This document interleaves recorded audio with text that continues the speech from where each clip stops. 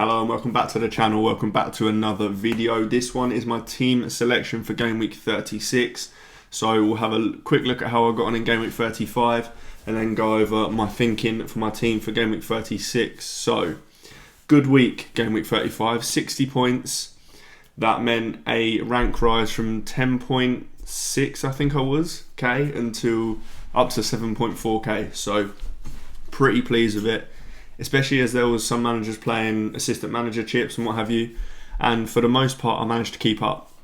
Certainly got a nice green arrow. So Martinez and Konsa. Now, if you watch my previous kind of game week 35 team selection, you'll know that I had a bit of a decision whether to play Raya and Kiwior or Martinez and Konsa. I mean, I said in that video that it would likely be, I probably wouldn't play one or the other. Like, a lot of people like to kind of play it safe and play one Arsenal, one Villa. My view on that is always that if it's close and there's kind of nothing really to separate them, then I'll always double up on one of them. So I did double up on the Villa guys and that paid off really nicely. I mean, you can see Raya and Kiwior on the bench 1 point apiece, whereas Martinez 9 points, Konsa 6. Really happy with that, to be honest. I think that it's 2 points to 15, so 13 point swing. If I went the other way with that, I'm probably on a red arrow. So really happy with how that went. Gvardiol with 8, he's just brilliant. I mean, if you don't have Gvardiol, I don't know why. He's just worth his price, considering there's not many other premium defenders that we've got in our teams at the moment. He's just such good value. Munoz with 1 point. Palace were really disappointing for the players that I owned. Munoz 1, Sarr 2, Mateta 2, Eze Hall, the only other player basically that anybody has. I mean, when I wildcarded a few weeks ago in game week 30 or so, I kind of said that the one sacrifice I had to make to get the team I wanted was that I had to go Sarr over Eze. That has really not paid off at all. Eze has probably got about 20 points more than Sarr has, which is really frustrating because Sarr's been performing in the other games, like in the FA Cup, bagged 2 goals. Very frustrating, but what can you do? I did bring in Mbeumo and Bowen this week. Now, if you've watched the videos, my game week, each game week player ranking videos with George from Ingenuity Fantasy, then you'll know that I hate on Bowen quite a lot. I'm a West Ham fan. I don't hate on Bowen because I don't like Bowen. Bowen's an unbelievable footballer. I hate on West Ham because we're rubbish. But if you watched the Game Week 35 player rankings, you'll know that I was slightly coming around to it, mainly due to the fixtures. It was a Tottenham team that was in between 2 European fixtures that are incredibly important for them, and the league just isn't important for them. So that's why I brought him in. Next week, or Game Week 36 to this week, it's Man United, who are also in amongst kind of European games, and that's where their focus will be. League position doesn't really matter to them, same as Tottenham. So it was more these 2 fixtures I absolutely loved for Bowen. That's why I brought him in. So I did do Palmer and Savinho to Mbeumo and Bowen. I didn't really want to sell Savio because I thought that he might play this week against Southampton, but we knew that he wasn't starting last week, so kind of had to get rid, and it did mean that I kept Sarr, which I don't mind because Sarr plays Tottenham this week, and it meant that I kept Marino because I do think that I do want him for that game week 38 fixture. I can't remember who it's against. I think it's either Leicester or Southampton, but really nice fixture, and he's so cheap that I can just sit him on the bench. I didn't particularly like the idea of selling Palmer, but I think I kind of had to do it. I knew I wanted Mbeumo. He could have got so many more goals in that game. We could have done a lot, kind of got a lot more points in that game. I mean, I obviously scored 4 goals and he was only involved in 1. But yeah, and then I had Salah on 2 points. Didn't particularly matter what he did. I didn't captain him and he was owned by a lot of people. Then the forward line isn't too much to talk about. I mean, Marmoush could be a problem. Haaland is coming back and he's just not played that great really in the last couple of games. But we'll talk about my plans with him for next week. So yeah, and I'll touch on the Palmer thing as well. I mean, obviously I sold him. I'll touch on why I didn't really want to sell him when we look at my Game Week 36 team. So let's get into that. Okay, so line-up and team-wise, it's a little bit of a boring one this week.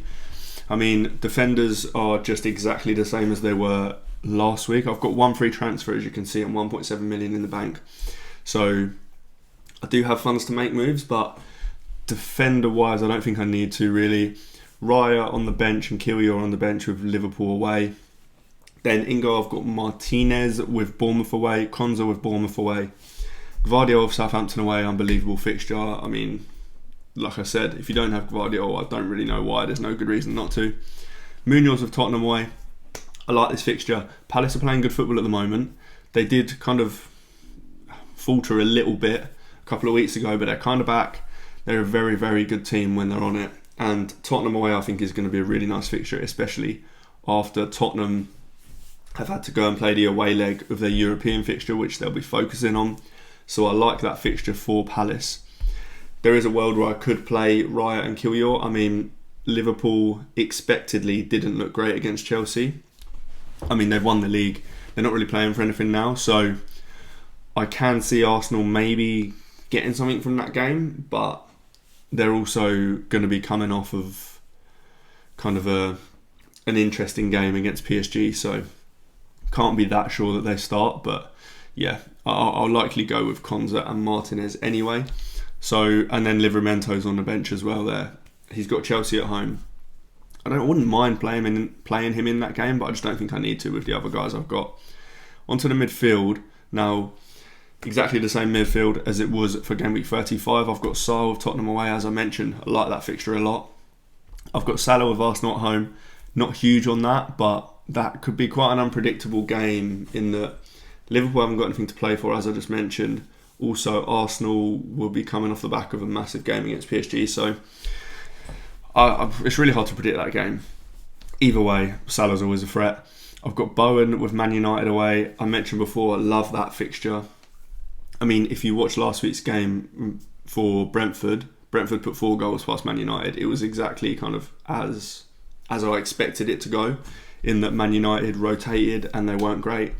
I'm expecting the same for this West Ham game. Now, Brentford are a better attacking team than West Ham are, but if West Ham score goals, Bowen is very, very likely to be involved. So, yeah, happy I've got him. And then Mbeumo, captain, Ipswich away. Now, I can't really see a world where he's not my captain. I think he is probably the best captain option this week. He loves playing against those 3 promoted teams. I think he's got double-figure hauls against all of them apart from 1. So I'll definitely be captaining him. I'll talk about that a little bit more once we've gone through the forwards now. So I've got Isak with Chelsea at home. Not the best fixture, but it's Isak and it's Newcastle. They're playing great. He's fantastic, so fine with him. Mateta, I've talked about that fixture. I love it. Marmoush, now he's one that I might have an issue with. So we know that Haaland is coming back from injury. He was on the bench against whoever City played the weekend just gone. I can't remember who that was, but he was on the bench. He didn't come on. I think it was Wolves. There is a world where Marmoush's minutes are a little bit of threat. 1, because he's not playing great. 2, because obviously Haaland can slot in up front. Now, it's not quite the case that if Haaland plays, Marmoush doesn't. I mean, we saw it before Haaland got injured. Marmoush was playing off the left or in behind, so I don't think his minutes are that much of a worry. It's more that he actually isn't playing great. So, however, obviously, Man City are... The deadline... I don't think there's an early kickoff on Saturday, so the deadline is a little bit later, meaning that we might get some City team news. If he is starting, then fine, I'll keep him. If he's benched, I may make a transfer to do Marmoush to Chris Wood. Nottingham Forest are obviously playing Leicester at home, I think, this week, so he could be great this week. Potentially even a captain option. I think Mbeumo, Bowen and Wood are probably the best captain options this week. So yeah, if we find out he's benched, then I'll probably do that transfer. Now, one other thing that I need to think about is that I've still got my triple captainship left. I didn't use it on Isak a couple of weeks ago when it was a popular time to. I just was slightly worried about his minutes. I mean, if you did triple captain him that week, then it's kind of gone all right for you. It hasn't gone incredibly well because I think he got 11 points, but it didn't go particularly badly. It's a fine use of the chip.